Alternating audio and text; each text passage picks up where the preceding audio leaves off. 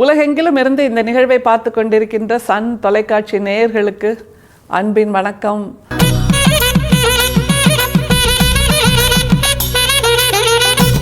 மிகச் சிறப்பான ஒரு வாக்கியம் முதல்ல என்னன்னா, இறையிடம் பக்தி செலுத்துவதைத்தான் ஆன்மீகம் என்று சொல்கிறார்கள். ஆனால் இறையிடம் பக்தி செலுத்துவதை விட பக்கத்தில் இருக்கின்ற உயிரினத்திடம் அன்பை செலுத்துவதுதான் உண்மையிலேயே பக்தி என்று சொல்லப்படுகிறது.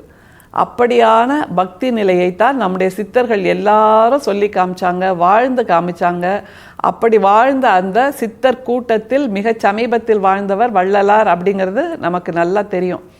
இன்றைக்கி நாம் பார்க்க போகிற பாடலில் வள்ளல் பெருமான் தன்னிடம் கண்டுபிடித்த ஒரு விஷயத்தை சொல்கிறார். பொதுவாக நாம் எல்லாரும் தொலைச்சிட்டு பல விஷயங்களை கண்டுபிடிப்போம்ல, தேடி தேடி தேடி பார்த்துட்டு பீரோக்கு அடியில் இருக்கக்கூடிய பேனா அல்லது கட்டில் கடியில் இருக்கக்கூடிய புத்தகம், அப்புறம் இதை எங்கே வச்சேன்னு தெரியலையே, சாவி எங்கே வச்சேன்னு தெரியலையே அப்படின்னு பல விஷயங்களை தேடுவோம். எல்லாமே நம்முடைய கண் பார்வையில் தான் இருக்கும். ஆனால் தேடுகின்ற அந்த அவசரத்தில் நம்ம கண்டுபிடிக்க மறந்து போயிடுவோம். அப்படியான நிலையில் தன்னிடம் இருப்பதை கண்டுபிடிப்பதை நாம் என்னைக்காவது செஞ்சுருக்கோமா? இல்லை.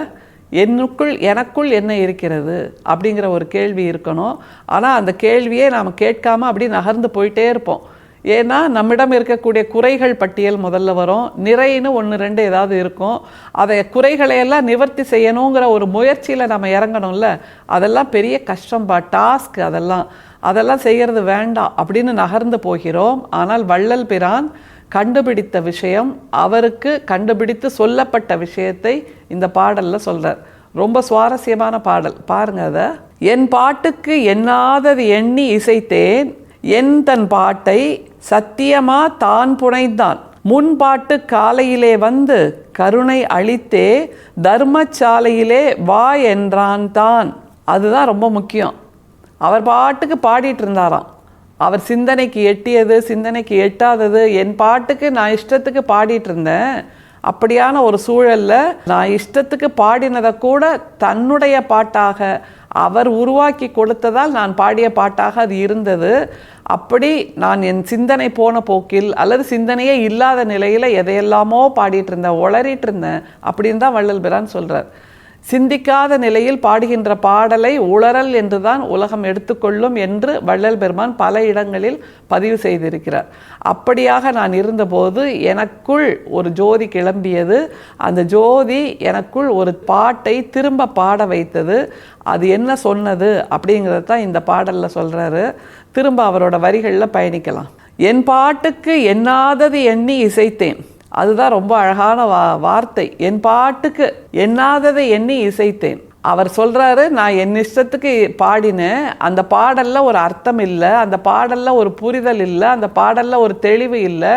இப்படி இருக்கிற நிலையில் என் பாட்டுக்கு எண்ணாததை எண்ணி, அதான் நம்ம யோசித்து இப்படியெல்லாம் பேச வேண்டும், இப்படியெல்லாம் பாட வேண்டும் அப்படின்னு எண்ணி நினைத்து சிந்தித்து பேசுவது பாடுவதுங்கிறது ஒரு கலை. அது இல்லாமல் இஷ்டத்துக்கு வாய்க்கு வந்தபடி பாடினேன், அப்படித்தான் நான் இருந்தேன் அப்படின்னு சொல்கிறார். சரி, அப்புறம் என்னாச்சு? நமக்கு தான் கதை கேட்குறதுன்னா ரொம்ப பிடிக்கும்ல. அப்போது வள்ளல் பிரானே அப்படி சொல்கிறார் பாருங்க. நான் என் இஷ்டத்துக்கு பாடிட்டு இருந்தேன். சரி, அப்புறங்கிறதுக்கான பதிலை வள்ளல் பிரான் சொல்கிறார். எந்தன் பாட்டை சத்தியமாக தான் புனைந்தான். அதுதான் ரொம்ப முக்கியம். நான் நினச்சிட்டு இருந்தேன் என் இஷ்டத்துக்கு பாடிட்டுருக்கேன், சிந்திக்கவே இல்லாமல் நான் பாடிட்டுருக்கேன் அப்படின்னு. ஆனால் அப்படி இல்லையாம். எந்தன் பாட்டை சத்தியமாக தான் புனைந்தான் அப்படிங்கிறாரு. நான் என் இயல்பாக இல்லாமல் நான் பாடிய அந்த பாடலை கூட என் உள்ளத்துக்குள் இருக்கின்ற அந்த உள் ஒளிதான் உருவாக்கியது அப்படிங்கிற தெளிவை நம்முடைய வள்ளல் பிரான் கொடுக்கிறார் என்றால், நாம் நினைத்து பார்க்காமலே கூட நாம் எதுவாக நினைக்கிறோமோ அதுவாக மாறிவிடுவோம் அப்படிங்கிறதான் இந்த பாடல் சொல்லுகின்ற கருத்து.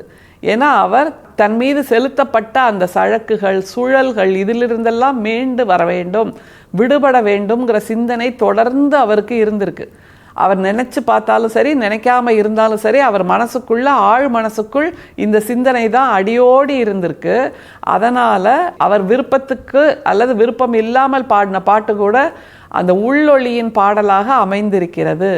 சரி, அந்த உள்ளொளி தான் பாட வச்சுது. அப்போ அதை எப்போ அவர் கவனித்தார்? அது ரொம்ப முக்கியம் இல்லை. ஏதோ ஒன்று சொல்ல வருதே, என் மனசுக்குள்ளேருந்து ஏதோ ஒரு குரல் கேட்குதே கூடுதலா, அது என்ன சொல்லுது, அந்த குரல் என்ன தெளிவாக்குது, அதை எப்போது நம்முடைய வள்ளல் பெருமான் கூர்ந்து கவனித்தார். அப்படி கூர்ந்து கவனித்ததுக்கப்புறம் என்ன செய்ய துணிந்தார், அது ரொம்ப முக்கியம் இல்லை. கவனிச்சுட்டு நம்ம பாட்டுக்கு கிளம்பி போயிட்டோம்னா அது பிரயோஜனம் இல்லை. கவனித்ததை அவர் செயல்படுத்தி காட்டியிருக்கிறாருங்கிறது தான் இந்த பாடலோட அடுத்த வரி சொல்லுது. தன் பாட்டை சத்தியமா தான் புனைந்தான், முன்பாட்டு காலையிலே வந்து கருணை அளித்தே தர்மசாலையிலே வா என்றான் தான். இந்த கவிதை, இந்த பாடல் ஒரு வெண்பா வகைமையில் இருக்கிறது. 4 வரிதான். வெண்பா என்கின்ற வகைமையில் நம்முடைய வள்ளல் பெருமான் சிறந்திருக்கிறார் என்பதற்கான ஒரு சாட்சி தான் இந்த பாடல். வெண்பாவை எழுதுபவர்களை தமிழ் இலக்கியத்தில் புலி என்று சொல்வார்கள். ஏன்னா அந்த வெண்பாவின் இலக்கணம் அவ்வளவு கடினமானது, அவ்வளவு சிறப்பானது. 4 வரி பாடல்களில் பல உண்மைகளை, பல தத்துவங்களை உணர்த்தி விடலாம். அப்படி ஔவையாரும் இப்படியான 4 வரி பாடல் வெண்பாக்களை பல கொடுத்திருக்கிறார்.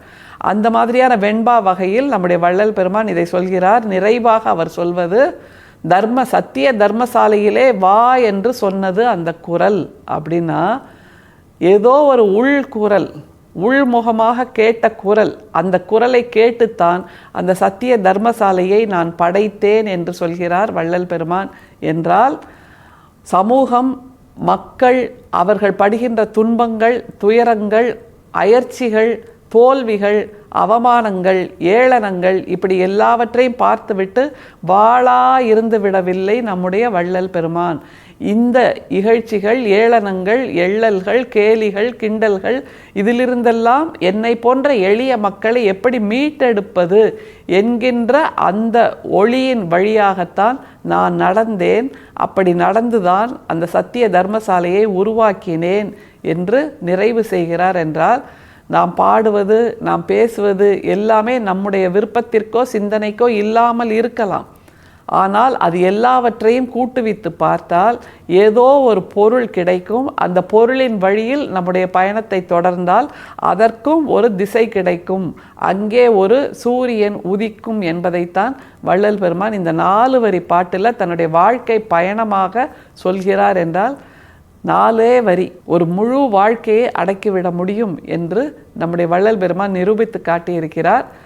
அவர் தன்னுடைய வாழ்க்கையை சொன்னதை தவிர நாமும் அந்த வாழ்க்கையின்படி வாழ வேண்டும் என்பதற்காகவே சத்திய தர்மசாலையை, ஞான சபையை உருவாக்கி இருக்கிறார் என்பதை புரிந்து கொள்ள வேண்டும்.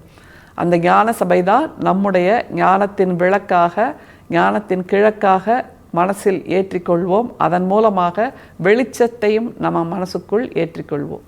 அருட்பெரும் சோதி, அருட்பெரும் சோதி, தனிப்பெரும் கருணை, அருட்பெரும் சோதி. மீண்டும் சந்திப்போம்.